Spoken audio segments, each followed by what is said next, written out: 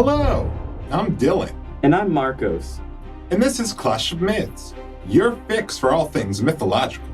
Today, Marcos and I are going over our list of our top 10 favorite Central and South American gods and goddesses. If you enjoyed the video, subscribe to our channel, smash that bell, and leave a comment below. Number 10, Akan. Akan was the Mayan god of drinking and intoxication and was closely associated with a honey wine called Pacha. The drink was made by soaking the bark of lilac tree in water before letting it ferment in a honey pot, a lot like how meat is made. Akan's name literally means either burp or groan, and his followers were known to experiment with psychoactive substances like peyote and shrooms. When the Spanish invaded and started forcefully converting the Mayans to Christianity, this was around the 1500s.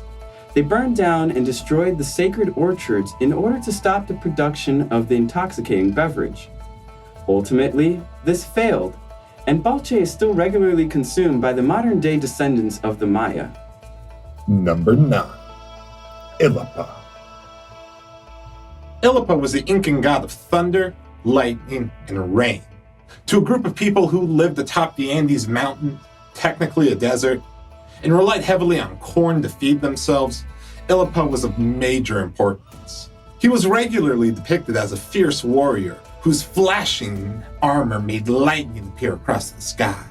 It was said that Illapim made thunder just through the crack of his sling, and with his mighty stone, he broke the jug that contained the Milky Way to allow little droplets of water to fall down to earth as rain. Illapim was so important to the Incas that he's one of their few deities to have an annual festival, held every July during the dry months, in order to evoke his blessings. Number 8, Sizin. Sizin was one of the many lords of Shambhala, the Mayan underworld. According to myth, upon a person's death, a soul was transported to Shambhala, where they were expected to undergo a series of trials and challenges before being reborn. Sizin was a little bit different though. Known as the Stinking One, Sizin was the ruler of a part of Shambhala no soul ever escaped, a realm where souls were tortured for eternity. His punishments were reserved for the worst of the worst, and his presence was marked by the awful smell of bile and decay that emanated from the rotting necklace of eyeballs he kept around his neck. He would suddenly appear behind his victims, cut them down to life, and carry their souls away. It's no wonder that after the Spanish conquest, early missionaries associated Sizin with the devil. Number 7, Mama Pacha. Mama Pacha, or Pachamama, was an Incan goddess of earth, agriculture, and fertility. Her name translates into something like Mother Earth or Earth Mother. And she was the mother of Inti, the Inca's ultimate god. Depicted as an adult female carrying sacks of potatoes and tobacco over her shoulders, Mama Pacha was the source of the 4 cosmological elements in Inca mythology: water, earth, sun, and moon.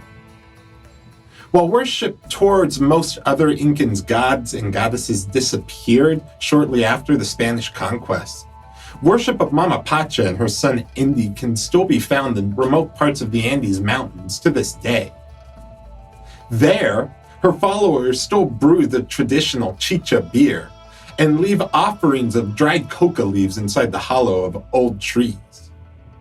The image of Mama Pacha has undergone a transition of sorts in the recent years in South America, where she has now become synonymous with the modern green movement. Number 6, Itsumi. Itsumi was the very heart and soul of the cosmos. The Mayans believed all of creation was no more than the branches and roots of a giant world tree. Itsumi was what they called the center, or heart of this tree. Depicted as a bird or phoenix in most of his representations, Itsumi was the literal axis for which the universe rotated. This central position at the heart of existence afforded Itsumi great insight into both the physical and spiritual realms. Nothing could be hidden from the eyes of Itsumi. This is why he was the secret god of the Mayan daykeepers, an elite sect of shamans who mined the mysteries of magic and sorcery. Number 5. Viracocha. All right, that's what I'm talking about. Viracocha was a pre-Incan creation god worshipped by local peoples who were eventually incorporated into the Inca Empire. But instead of banning worship of Viracocha, the Incas incorporated him into their pre-existing mythology, sometimes as the father of Inti or as the husband to Mama Pacha. It is said that Viracocha arose out of Lake Titicaca during the time of darkness and created the earth, sea, moon, and sun. You notice seeing the cosmological theme here? I think I am.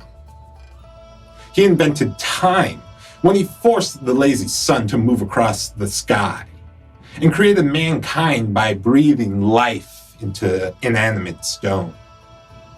Viracocha led his people as a god king before one day disappearing across the Pacific Ocean. His name literally means seafoam. Number 4.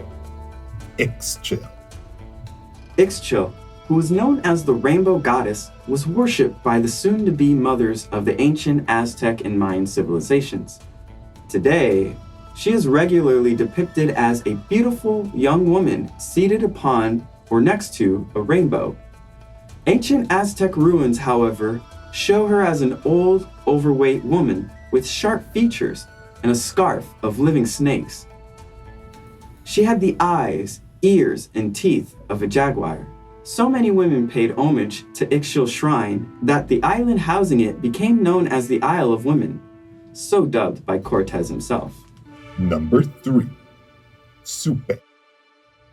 High up in the Andes Mountains, dwelling deep within the natural forming caves and crevices of the land hide the Supe, a name that refers to both the Incan god of death, but also the race of demons he supervises in Pacha.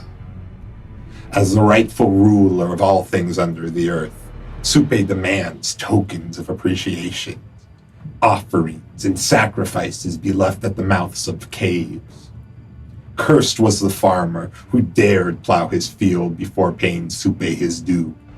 Over time, and with the introduction of Catholicism, views of Supe began to shift until it became an amalgamation of the Christian devil and native superstitions. Early in the 1700s, Supe's ritual dance was given the veneer of Christianity in order to make it more palatable to the Spanish overlords.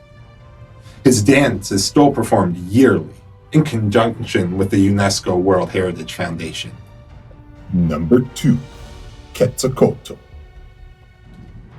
Referred to under many names in Mesoamerica, Quetzalcoatl is the Aztec name for the great plumed, winged serpent who travels in the sky and around the world. As one of the original 13 gods responsible for the creation of mankind, Quetzalcoatl left a lasting impression on Mesoamericans, as his statues are still found in almost every one of their stone cities that still stand.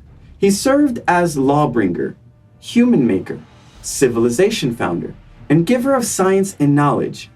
Rising from the sea, Quetzalcoatl served the forerunners of the Aztecs well, birthing and nurturing their civilization before returning to the sea, promising to one day come again. Quetzalcoatl wasn't seen as purely good or evil, but was a commingling of all light and dark energies with all 4 elements.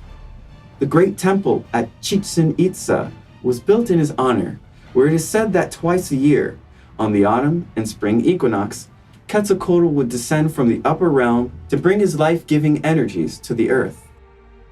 And coming in at number 1, Inti. Woo-wee!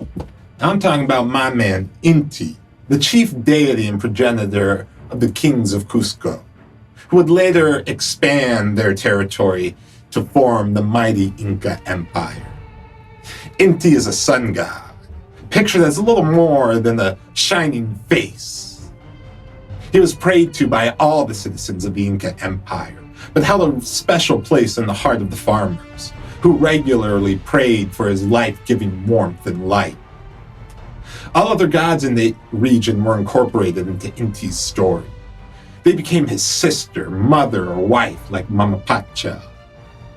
Viracocha became his father, Worship of Inti was an important political tool of the Inca rulers. Veneration of Inti bestowed a divine status amongst the royal bloodline. Laws and traditions limited the candidates of high priest or emperor to this dynasty, so that the two most powerful men of Inca society were always related to one another, typically brothers. Inti never left South America. He's there to this day. You can find him on the flag of Argentina and Uruguay. Thank you for joining us today. If you liked what you saw, visit our page or website linked in the description, where you can find new videos covering a range of different myths, folklore, and mythology every week.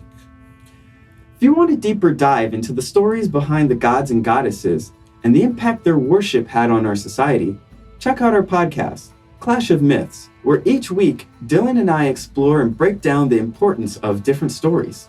This season, we're covering the myths of the Americas, so if you ever wanted to know about the Chupacabra, or why the Aztec ballgame of Quetzalcoatl was a literal matter of life and death, or the difference between a zombie and a Jumbi, come and check out Clash of Myths, available on Apple, Spotify, and wherever podcasts are found.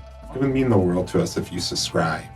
We both know that YouTube is getting dominated by more and more big companies that are willing to pay to play. So every time you click on a video like ours, it lets YouTube know that there's still a market out there for original and organic content. Anyway, thanks for sticking around to the end of the video.